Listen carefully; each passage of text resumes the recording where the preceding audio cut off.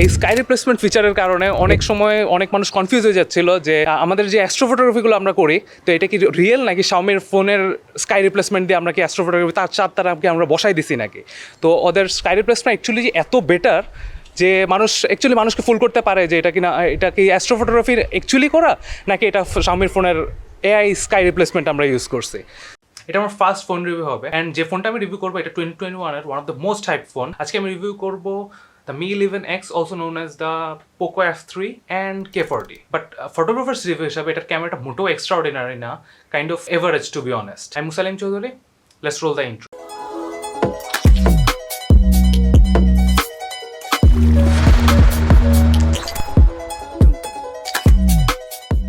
As well photographers, তো এই ভিডিওর 1/3 পার্টে আমরা জাস্ট এটার ক্যামেরা নিয়ে কথা বলবো। আপনারা তো জানেন গত জুলাই মাসে Xiaomi সেকেন্ড প্লেস দখল করেছে অ্যাপল ওভারটেক করে। তো Xiaomi ডেফিনেটলি ভালো প্রোডাক্ট বানাইতেছে, বাট আনফর্চুনেটলি তারা প্রতিবারের মতো এইবারও কর্নার কাট করছে তাদের ক্যামেরা সেক্টরগুলো।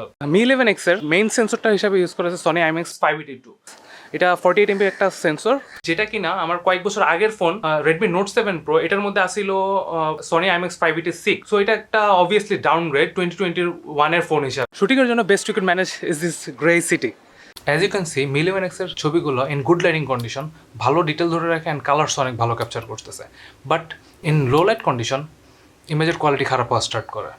এখানে যদি আপনি Note 7 Pro এর সাথে কম্পেয়ার করেন দুটো ছবি, তাহলে দেখতে পারবেন যে Note 7 Pro এর ছবিটা শ্যাডোসে অনেক ভালো ডিটেল ধরে রাখছে অ্যান্ড ডাইনামিক রেঞ্জ অনেক ভালো। Mi11x এ মেইন ক্যামেরা দিয়ে আপনি চাইলে 4K আপ টু 30 FPS পর্যন্ত রেকর্ড করতে পারবেন উইথ EIS। এই ক্যামেরার মধ্যে কোনো OIS নাই, বাট এটার ক্যামেরার কোয়ালিটিটা মানে ভিডিও কোয়ালিটিটা এতটা জার্কি না যতটা EIS অ্যাকচুয়ালি হয়। কম্পেয়ার টু OIS এটা অবভিয়াসলি অনেকটা ডাউনগ্রেড, বাট EIS হিসাবে এটার কোয়ালিটি অনেক ভালো। The thing that most amazed me of this phone was the macro camera. Speaking of macro camera, let's meet Lucas, our friendly neighborhood spider. এটার macro camera দিয়ে খুব dissent ছবি ওঠে আর magnification রেঞ্জটাও খুবই ভালো। চাইলে খুব ডিটেইলড একবার ছোট ছোট অবজেক্টের ছবি খুব সুন্দর করে তুলতে পারবেন যদি সুন্দর ডিসেন্ট লাইটিং সেট আপ থাকে আপনার। Xiaomi অ্যাকচুয়ালি তাদের ভালো অ্যামাউন্টে ইনভেস্ট করছে তাদের ক্যামেরা সফটওয়্যারটার উপরে। দেয়ার ইজ ব্লগ মোড, যে এখানে আপনি 4টা বা 5টা ভিডিও শ্যুট করবেন র্যান্ডমলি, দেন ওরা কম্পাইল করে মিউজিক অ্যাড করে সুন্দর একটা টোটাল ব্লগ বানিয়ে দেবে আপনাকে।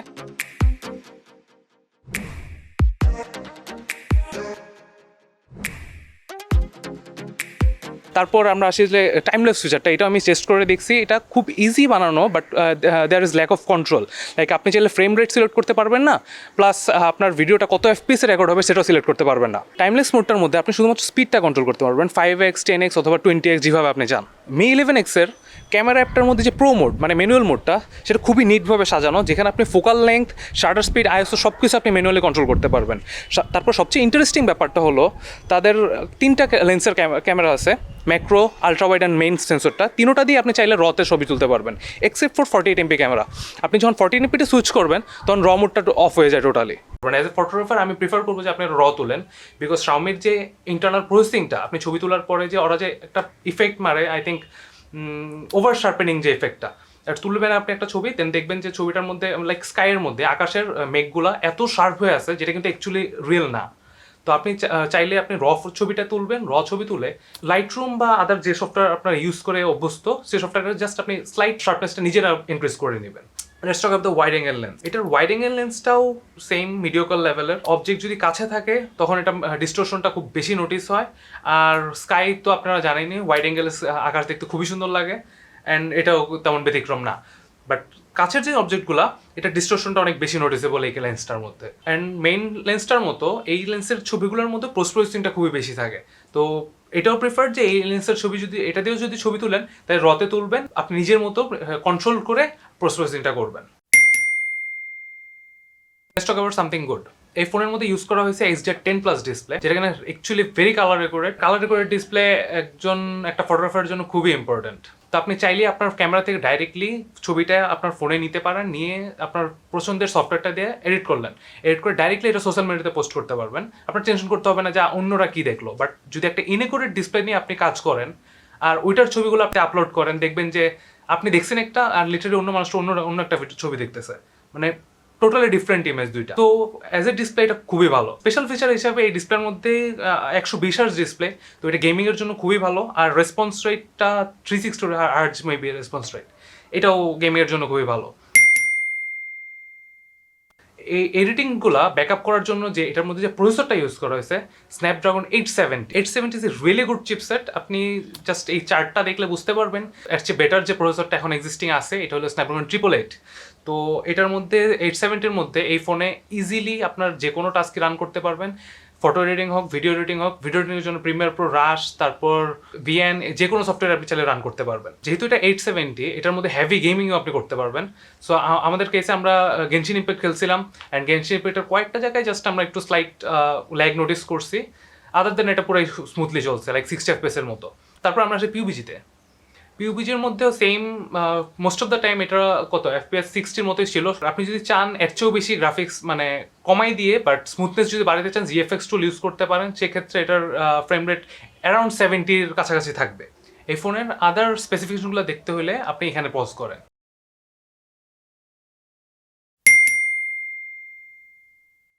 আপনি যদি এটা ফোনের লাইফ টাইম ক্যালকুলেট করেন, এটার মেজরিটি অফ দ্য টাইম আপনার এটা ফোনটা হাতে থাকবে অথবা পকেটে, আর নাইলে আপনার এটা ডিসপ্লের দিকে তাকায় থাকবে। তো এটার সাইজ হিসাবে 6.53 ইঞ্চ, এটা স্লাইটলি বড়, পকেটে আটকায় যায় সামটাইম। আপনি যখন বসবেন দেখবেন যে পকেটে গুতা লাগতেছে। অ্যান্ড এটার ফিঙ্গারপ্রিন্ট সেন্সরটা এটার সাইড মাউন্টে, খুবই ইজি টু রিচ। আপনি ফিঙ্গারপ্রিন্ট আপনার থামটা ইজিলি এটার মধ্যে টাচ খেয়ে যাবে। অ্যান্ড যেহেতু এটা ইজি টু রিচ, আপনি যখন এটা ধরে পকেটে রাখবেন এটা তখন আনলক হয়ে পকেটে ঢুকতেছে। অ্যান্ড এটার যে প্রক্সিমিটি সেন্সরটা টোটালি গার্বেজ। এটার মধ্যে আলট্রাসনিক প্রক্সিমিটি সেন্সর ইউজ করা হয়েছে, যেটা কিনা আই ডোন্ট নো এটা কেন ইউজ করা হয়েছে।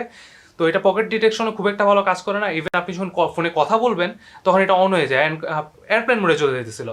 তো এটা একটা মেজর ইস্যু যদি আপনি এই ফোনটা কেনার জন্য কনসিডার করেন, যে এটার প্রক্সিমিটি সেন্সরটা গার্বেজ।